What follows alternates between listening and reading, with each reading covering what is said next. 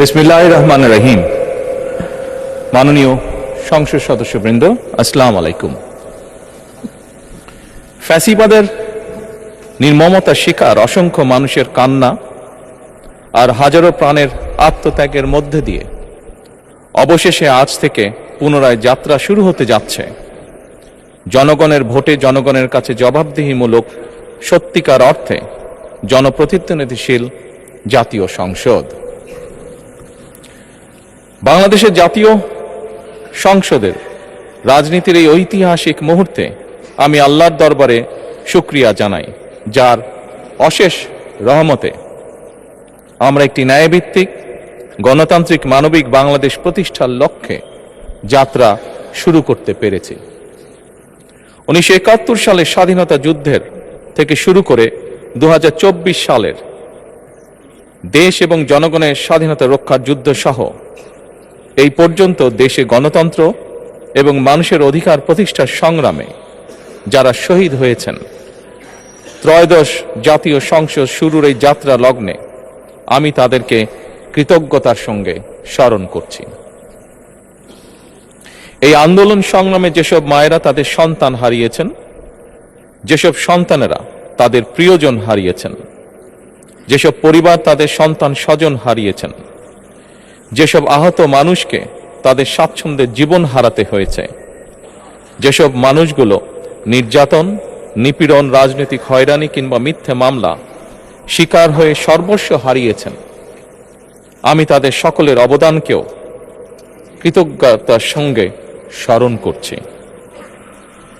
দেশের ছাত্র জনতা, কৃষক, শ্রমিক, শিক্ষক, কবি, সাহিত্যিক, সাংবাদিক, চিকিৎসক, প্রকৌশলী, আইনজীবী, কামার কুমার, জেলে তাঁতি, গাড়ি চালক, ব্যবসায়ী এবং সরকারি বেসরকারি চাকরিজীবী, গৃহিণী, সারা দেশে গণতান্ত্রিক রাজনৈতিক দলের নেতা কর্মী, সমর্থক তথা সর্বস্তরের সকল শ্রেণী পেশার মানুষ যাদেরকে গুম, খুন, হত্যা, নির্যাতন, নিপীড়ন, মিথ্যা হামলা মামলা কিংবা জীবন্ত মানুষের কবরস্থান তুল্য বর্বর বন্দিশালা, আয়নাঘর, কোনো কিছু দিয়েই যাদের গণতান্ত্রিক আকাঙ্ক্ষাকে রুখে দেওয়া যায়নি,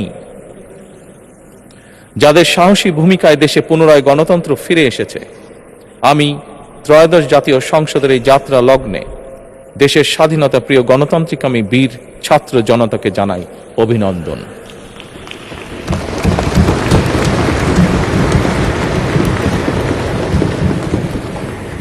সম্মানিত সংসদ সদস্যবৃন্দ, দেশনেত্রী মরহুমা বেগম খালেদা জিয়া জনগণের অধিকার প্রতিষ্ঠায় দেশে সংসদীয় গণতন্ত্র প্রতিষ্ঠা করেছিলেন, সংসদীয় গণতন্ত্রকে প্রাতিষ্ঠানিক রূপ দিয়েছিলেন। সেই গণতন্ত্রকে প্রহসনের রূপ দিয়ে জাতীয় সংসদকে হাস্যরসের খোরাকে পরিণত করা হয়েছিল। দেশে তাবিদারি শাসন শোষণ কায়েম করা হয়েছিল।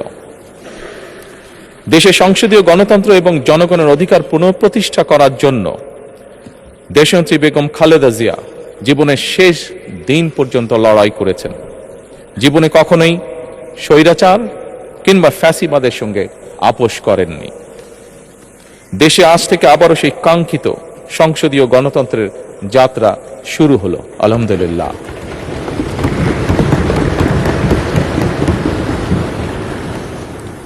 সংসদীয় রাজনীতি প্রতিষ্ঠাতা খালেদা জিয়া দেশ এবং জনগণের সাফল্যে এই শুভ মুহূর্তটি দেখে যেতে পারেননি।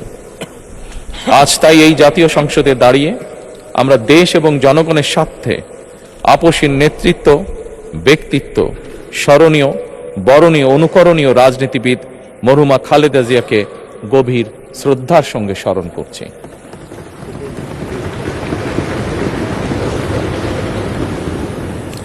সম্মানিত সংসদ সদস্যবৃন্দ, দেশে বহুদলীয় গণতন্ত্রের প্রবক্তা এবং প্রবর্তক, স্বাধীনতার ঘোষক শহীদ প্রেসিডেন্ট জিয়াউর রহমানের একটি উক্তির কথা আপনাদের সামনে আমি স্মরণ করতে চাই। তিনি বলেছিলেন, জনগণই যদি রাজনৈতিক দল হয় তাহলে আমি সেই দলেরই আছি। অর্থাৎ ব্যক্তি কিংবা দলের স্বার্থ নয়, জনগণের স্বার্থই সবচাইতে বড়। এটাই বিএনপির রাজনীতি।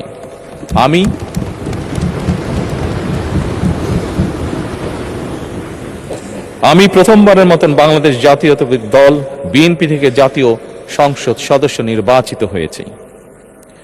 জাতীয় সংসদের সংসদীয় দলের নেতা নির্বাচিত হয়েছে।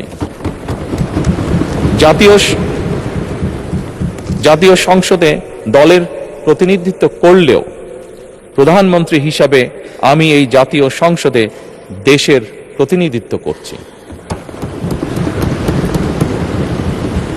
দল, মত, ধর্ম, বর্ণ নির্বিশেষে দেশের জনগণের প্রতিনিধিত্ব করছি। আমার রাজনীতি দেশ এবং জনগণের স্বার্থ রক্ষা করার রাজনীতি। বিএনপির রাজনীতি জনগণের জীবন মান উন্নয়ন এবং স্বনির্ভর বাংলাদেশ গড়ার রাজনীতি। প্রতিটি পরিবারকে স্বনির্ভর করাই আমাদের রাজনীতির লক্ষ্য। প্রতিটি পরিবারকে স্বনির্ভর করার মাধ্যমেই বিএনপি একটি স্বনির্ভর, সমৃদ্ধ, নিরাপদ, গণতান্ত্রিক বাংলাদেশ প্রতিষ্ঠা করতে চায়। এই লক্ষ্য অর্জনে আমি জনগণের সমর্থন এবং সহযোগিতা চাইছি। এই মহান জাতীয় সংসদে সকল দলের নির্বাচিত প্রতিজন সংসদ সদস্যের সমর্থন এবং সহযোগিতা আশা করছি।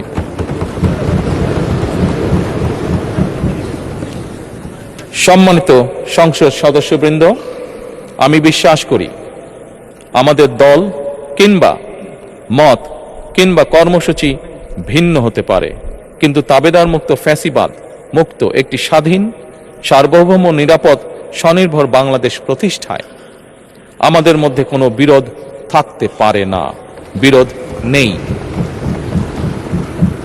জাতীয় সংসদকে জাতীয় কর্মকাণ্ডের কেন্দ্রবিন্দু না করে বিতাড়িত ফ্যাসিস্ট সরকার জাতীয় সংসদকে অকার্যকর করে ফেলেছিল। আমরা এই মহান জাতীয় সংসদকে সকল যুক্তি, তর্ক আর জাতীয় সমস্যা সমাধানের কেন্দ্রবিন্দুতে পরিণত করতে চাই। সম্মানিত সদস্যবৃন্দ, নতুন সংসদ যাত্রা শুরু করার সময় সংসদের সাবেক স্পিকার কিংবা ডেপুটি স্পিকার উপস্থিত থাকার কথা ছিল, কিন্তু পতিত, পরাজিত, বিতাড়িত ফ্যাসিস্ট সরকারের জনবিরোধী এবং গণবিরোধী কর্মকাণ্ডের ফলে যে জনরোষ তৈরি হয়েছিল তাতে এই মহান সংসদের সাবেক স্পিকার বা ডেপুটি স্পিকারকে খুঁজে পাওয়া যায়নি। তাদের কেউ কারাগারে, কেউ নিখোঁজ কিংবা কেউ পলাতক।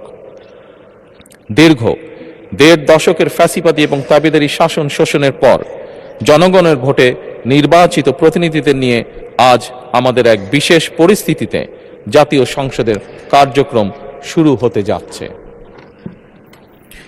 এমন পরিস্থিতিতে আমরা সংবিধান এবং সংসদের কার্যপ্রণালী বিধির বিধান অনুসরণ পূর্বক ত্রয়োদশ জাতীয় সংসদে সভাপতিত্ব করার জন্য আজ আমি প্রবীণ রাজনীতিবিদ এবং 5 বারের মতন নির্বাচিত জাতীয় সংসদ সদস্য জনাব ডক্টর খন্দকার মোশাররফ হোসেনের নাম প্রস্তাব করছি।